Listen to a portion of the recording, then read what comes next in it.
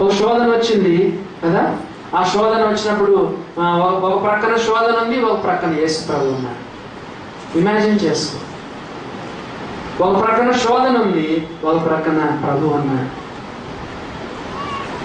మరి శోధన వైపు చూస్తుంటే మనసేమో శోధన వైపు లాగుతుంది.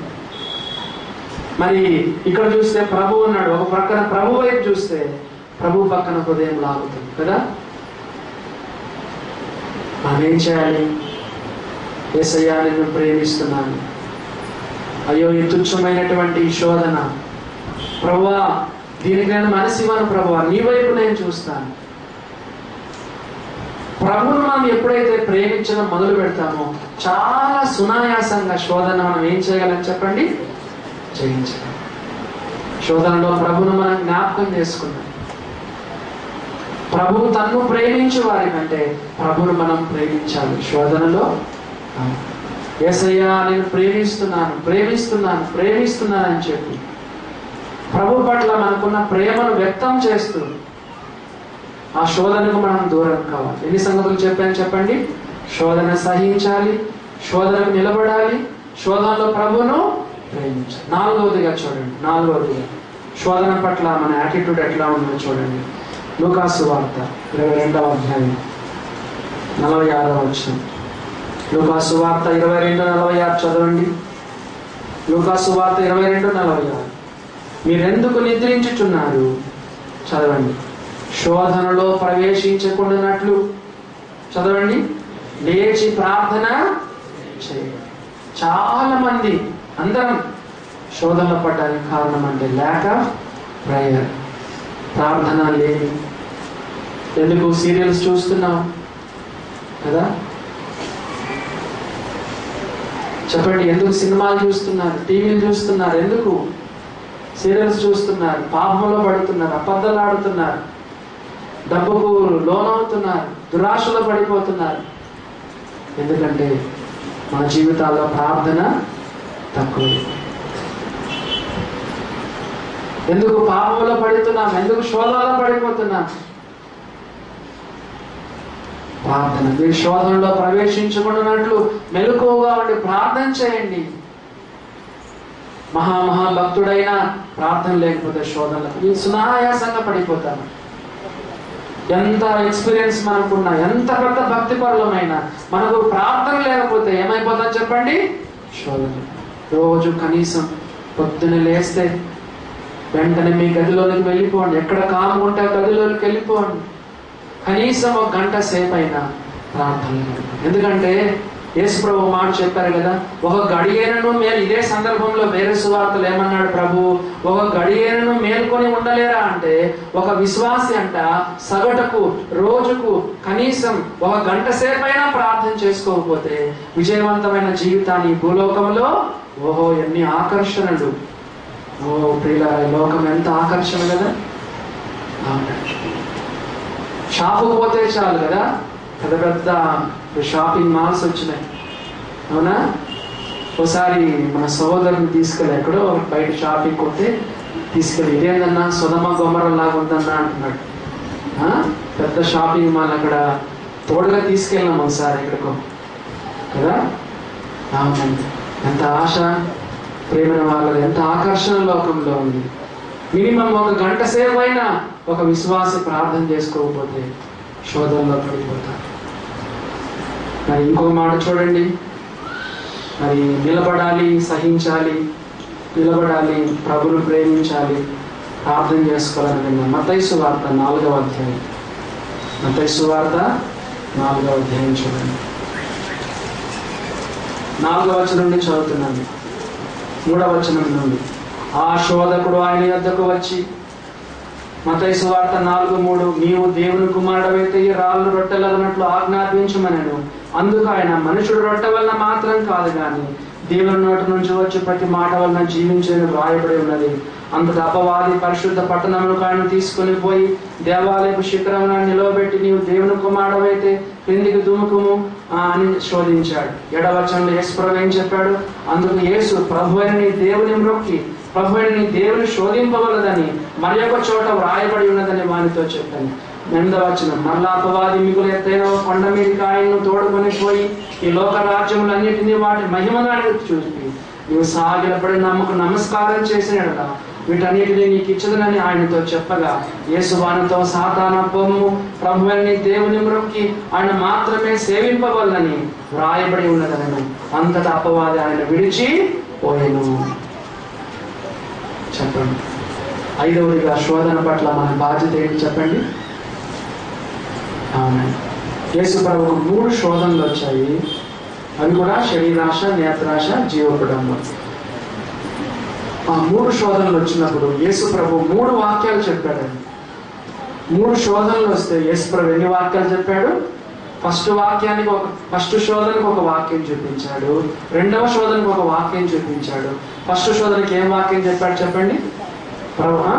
మనుషుడు రొట్టె వల్ల మాత్రం కాదు, దేవుని నోటి నుండి వచ్చి ప్రతి మాట వలన జీవించునని వ్రాయబడి ఉన్నది. 2వ శోధనకి ఏం సమాధానం చెప్పాడు చెప్పండి. ప్రభువుని దేవుని మ్రొక్కి, 2వదిగా ప్రభువుని దేవుని శోధింపవలదని రాయబడి ఉన్నది. 3వ శోధనకి యేసు ప్రభు ఏం సమాధానం చెప్పాడు చెప్పండి. ప్రభువుని దేవుని మ్రొక్కి ఆయన మాత్రమే సేవించాలని. 3 శోధనలకు 3 వాక్యాలు చెప్తే సాతాను మెల్లగా వెళ్ళిపోయాడు. అంటే శోధన జయించాలంటే ఏం చేయాలి చెప్పండి. వాక్యం. కొంతమంది వాక్యాన్ని చదవరు. కొంతమంది ఎలా చదువుతారంటే వాడుకు చెప్పుని చదువుతారు. వెళ్తా క్యాలెండర్లో ఒక వాక్యం చూసుకోవడం, ఆఫీస్కి వెళ్తా దటాలన్న కీర్తనలో 2 వచనాలు చదువుకోవడం, లేదా నిద్రపోయేటప్పుడు రాత్రి భయం అవుతుంది కదా, రాత్రి ఎక్కడ ప్రాణం పోతుందని కొంతమంది ఒక 2 వచనాలు బైబిల్ చదువు. అలా బైబిల్ చదివితే మనకి ఏం ఉపయోగము లేదు. ప్రియులారా, దేవుని వాక్యాన్ని మనం చదివితే దేవుని వాక్యం ద్వారా కూడా సాతానును ఏం చేయాలి చెప్పండి, మనము జయించాలి. శోధన పట్ల మన యాటిట్యూడ్ చెప్తారా? నెంబర్ 1 శోధన సహించాలి. నెంబర్ 2 శోధనకు నిలబడాలి. నెంబర్ 3 ప్రభును ప్రేమించాలి. నెంబర్ 4 ప్రార్థన చేయాలి. నెంబర్ 5 దేవుని వాక్యం ద్వారా సాతానును లేదా శోధనను జయించాలి. ప్రియులారా, మరి ఈ శోధన జయిస్తే మనకి ఏముందో చూడండి. 12వ వచనం యాకోబు రాసిన పత్రిక 1:12 శోధన సహించువాడు ధన్యుడు, అతడు శోధనకు నిలిచిన వాడే ప్రభు తాను ప్రేమించు వారికి వాగ్దానం చేసిన జీవ కిరీటము పొందును. కోట్ల కొలది దేవదూతలండి, కోట్ల కొలది దేవత భక్తుల పరివారం వాళ్ళందరి ముందర నేను పేరు పిలుస్తాను కదా, పేరు పెట్టి పిలుస్తాను.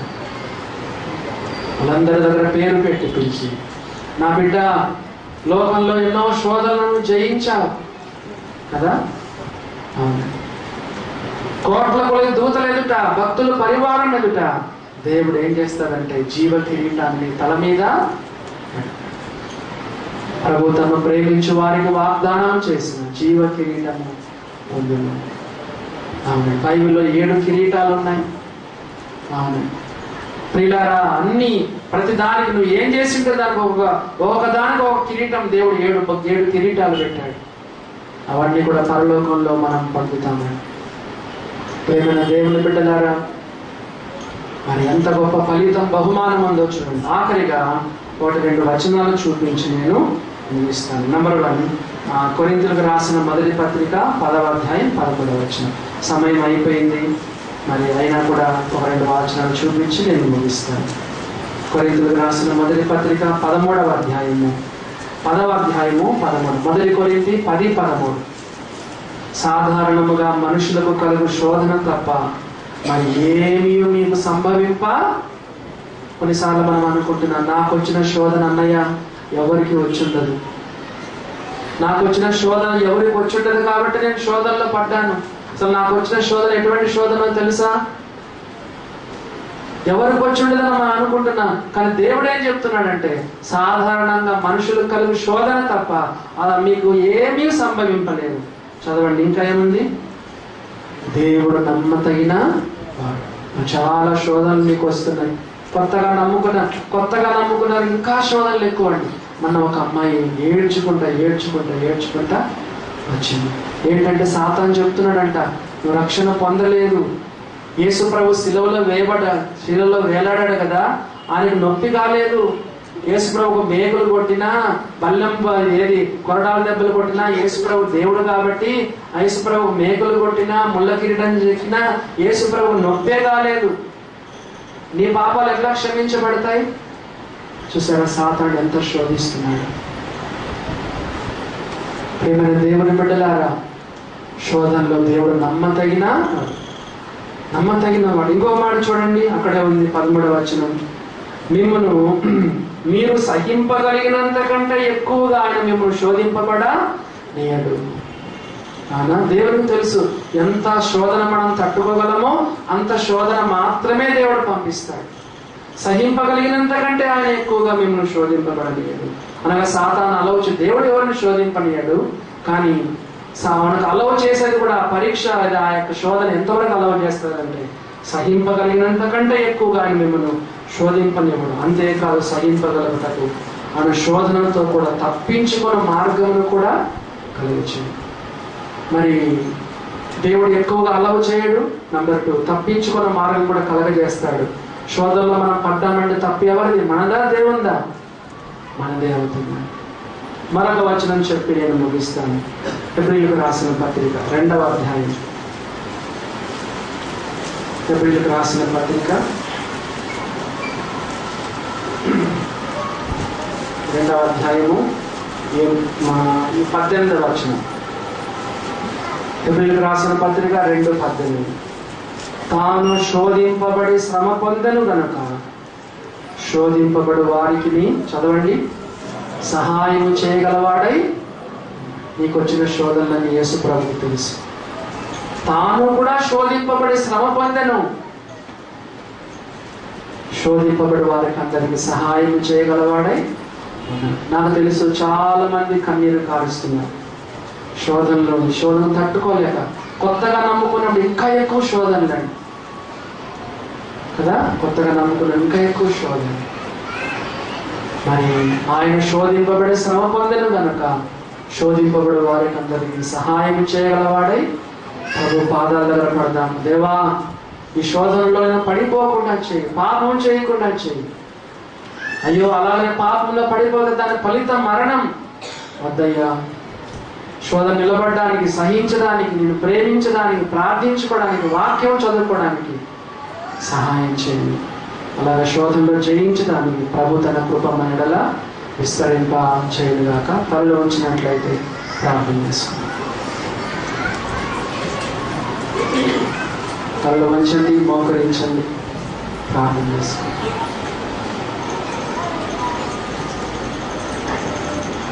ఒక నిమిషం మౌనంగా దేవుని సన్నిధిలో మన హృదయాలను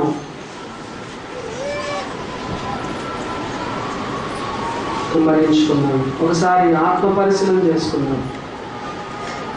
శోధనలో ఉన్నవారు, కన్నీరులో ఉన్నవారు ప్రభు పాదాల దగ్గర పడ్డారు.